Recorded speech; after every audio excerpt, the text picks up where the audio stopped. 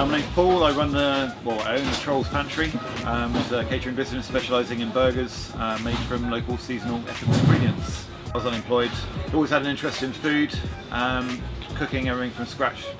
I used to be a bit of a World of Warcraft addict, and I had a troll character who was basically he was my cooking character. I used to cook all the food for the rest of the guild.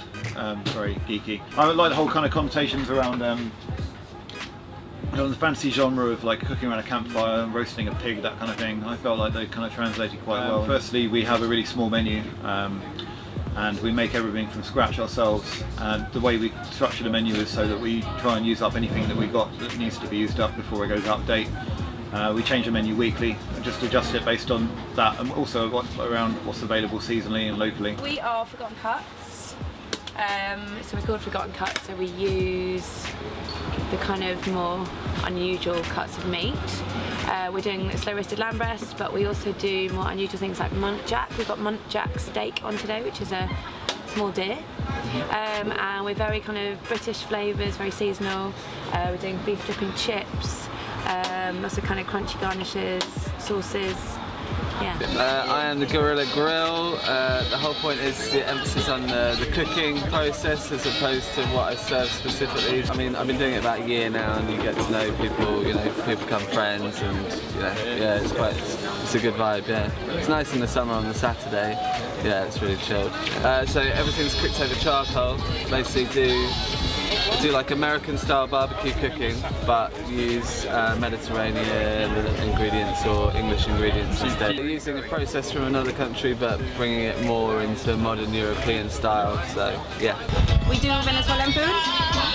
We do cornmeal patties on site, which are called arepas, and we stuff them with a selection of meat, either beef, chicken, pulled pork, and people can add cheese, beans and plantain if they like.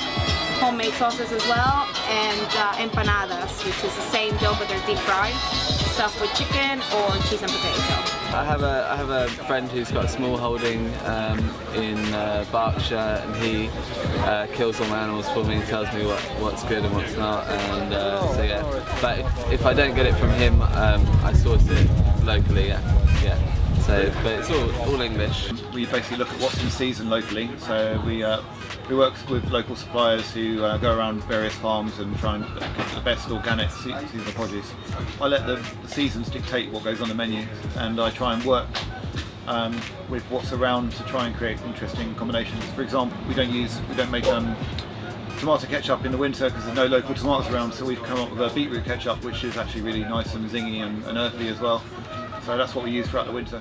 My name is Oz. I've been doing catering pretty much like for 16 years now. And I don't do typical Turkish food or Arabic food. Sometimes I do, but I like to put something from myself too. So it's quite a lot of experimental cooking going here. But I specialize on meze, which is like a finger food. So people in Turkey, when they have a drink, they normally have something to eat with. We don't just drink and get really drunk. We try to take it easy, that's the culture. So these are called börek, they are really popular. They are literally filo pastries and filled in different, fillings. And something like this is called fritter. During winter I do with carrots, in the summer I do with courgettes. So I always try to make it seasonal. This time of year it's quite hard because we've got the spring stuff hasn't quite come out yet, and the winter stuff is all kind of at the end, so we're in a bit of a state of flux right now. But generally in the summer there's an abundance of stuff to use. I find it actually helps creativity sometimes, because when you're given, for example, a million different colours to paint with, and you're like, where the hell do I start? If you're given like, right, this is what you have, you can sometimes having that kind of limited framework allows you to come up with some new interesting concepts. Not all the time it works, but that means my husband eats it all. So when it works out, then people do like it, and people come weekend after. There's a big group of regulars that come down every Friday, people that work around the area. So, well, when we're out in the grass, we get a lot of people that come down from London, people that are visiting tourists. When we're in this area, it does sort of come down to the regulars. Every ingredient we try and source is not only cooked as ethically but as healthy as possible.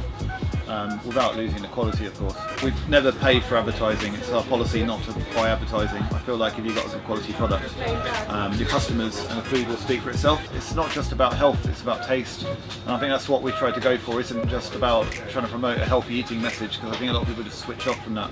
It's trying to create something that just people eat and they go, oh my God, that was the most amazing thing I've had ever. And then they'll look and be like, oh right, it's all local and seasonal and ethical as well. And then maybe they'll take that, and then when they're buying food in the future or cooking for themselves, they'll put that, bring that on board. I've got regular customers, they come all the time, winter, summer, tornado, hurricane, they turn up in here, it's amazing. So I feel like I don't deserve this, you know. The people are lovely, the customers, I don't come across any dodgy people. I mean, if I do, I just give them a food, they're all right.